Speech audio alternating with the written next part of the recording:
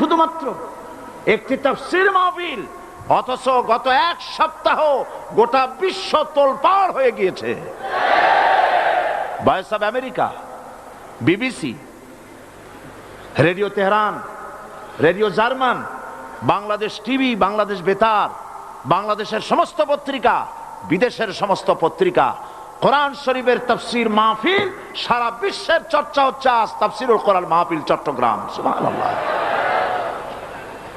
ইন্না নাহনু নাযালনা যিকরা ওয়া ইন্না লাহু লাহাফিজুন। কোরআন নাজিল করেছে আমি, সংরক্ষণের দায়িত্ব আমার। সংরক্ষণের জন্য যারা এগিয়ে এলো, আল্লাহ পাক তাদেরকে বরকত দিন, রহম করুন। তবে আমি ব্যক্তিগতভাবে মনে করি চট্টগ্রাম তাফসীরুল কোরআনের মাহফিলের ফাইল আল্লাহ পাক নিজে ডিল করেছেন।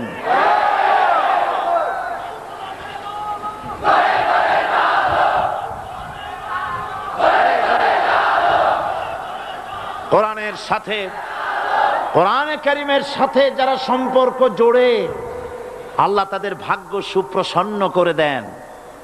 আর কোরআনের সাথে যারা বেয়াদবি করে, আল্লাহ তাদেরকে শেষ করে দেন, ইতিহাসের আস্ত করে নিক্ষেপ করে। আমাদের তথাকথিত সোনার ছেলেরা বলছে সাইদিরে বাদ দেন আর 30 দিন তাফসীর মাহফিল করেন। আমি বিশ্বাস করতাম এই কথা যদি ওরা ওদের জীবনেও একটা তাফসীর মাহফিল করত। চ্যালেঞ্জ রইল, তোমাদের দলে যদি কোনো কোরআনের তাফসীর কারক থাকে তাহলে একদিনের জন্য একটা মাহফিল ডাকো না তোমাদের নামে, দেখি কয়জন মুসলমান শুনতে আসে।